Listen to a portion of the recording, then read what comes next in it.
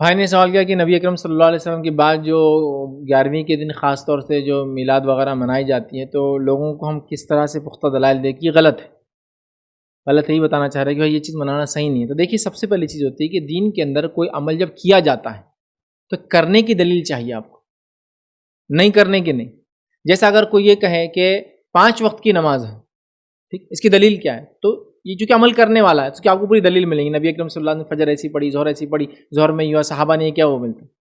اب سوال یہ ہے کہ بھائی فلاں چیز آپ جو بول رہے ہیں کہ بھائی 11ویں میں لوگ منا رہے ہیں، نبی اکرم صلی اللہ علیہ وسلم کے علاوہ جو جلوس وغیرہ نکلتا ہے یہ ایک شخصیت کا ہی نکال رہے ہیں لوگ، تو اس شخصیت کے تعلق سے کیا دلائل ہے؟ تو مسئلہ یہ ہے کہ دلائل تو وہ دے جو منا رہے ہیں، جو شخصیت نبی کے زمانے میں تھی ہی نہیں، نبی کے بعد آئی، اس کے منانے کا، جلوس کرنے کا، اس دن خاص عبادتیں کرنے کا، صدقات اور خیرات، دلیل ان کے پاس کیا ہے وہ ثابت کرے اس عمل کو۔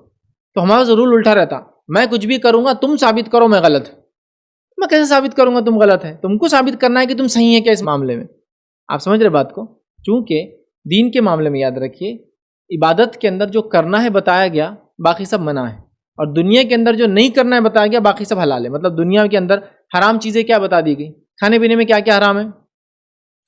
کھانے پینے میں اللہ نے فرمایا کہ خون حرام ہے، مردار حرام ہے، ہاں ٹھیک ہے، اس کے علاوہ جو ہے سور حرام ہے، اور وہ جس پہ غیر اللہ کا نام لکھا حرام ہے، اس کے علاوہ ساری چیزیں حلال ہے۔ لیکن آپ کوئی بولے کہ نہیں عام حلال ہے، میرے کو ثابت کر کے بتاؤ، کہاں سے کریں گے؟ حرام چیزیں کیا ہے دنیا کے معاملے میں کھانے پینے میں بتا دی گئی، باقی سب حلال ہے۔ سمجھ رہے ہیں بات کو؟ اب ٹھیک ہے عام اللہ کے رسول کھایا کوئی ثابت بھی کر دے، لیکن کئی ایسے پھل ہے جو آپ سے ان کے زمانے میں نہ تھے نہ اس علاقے میں اگتے، کہاں سے ثابت کریں گا وہ؟ سمجھ رہے ہیں؟ تو یہاں کیا نہیں کرنا ہے وہ بتا دیا گیا۔ سمجھ رہے آپ کو کہ یہ 4 چیزیں آپ کو حرام ہے، باقی سب حلال ہے، ٹھیک۔ عبادت کے معاملے میں کیا حلال ہے وہ بتا دیا گیا، باقی سب حرام ہے۔ مطلب عبادت میں ویسے ہی کرنا جیسا بتایا گیا، اس کے علاوہ کچھ بھی نہیں۔ اب ہم کیا کر رہے ہیں؟ 11ویں کو ایک چیز منا رہے اور پھر بول رہے غلط ہے تم ثابت کرو۔ سوال یہ کہ صحیح عبادت ہے تو تم نے کہاں سے ثابت کیا؟ نہیں عبادت تو نہیں ہے، لیکن بڑی شخصیات ہے تو ان کی تعظیم میں تاکہ ہم ان جیسے بنے کر رہے ہیں، تو سوال یہ بڑی شخصیات میں پھر شروعات تو ابوبکر صدیق سے شروع ہوں گی نا، پھر وہاں کرو، عمر ابن خطاب کا مناؤ، اس کے بعد عثمان ابن عفان رضی اللہ عنہ کا مناؤ، علی بن ابی طالب کا مناؤ، اس کے بعد عشرہ مبشرہ کا مناؤ، ہے نا، عشرہ مبشرہ کے بعد جو ہونے کے بعد پھر صحابہ کا مناؤ، دیگر جو صحابہ تھے جیسا کہ جو ہے عبداللہ ابن عباس، عبداللہ بن عمر، عبداللہ بن جو ہے زبیر رضی اللہ عنہ، ٹھیک ہے۔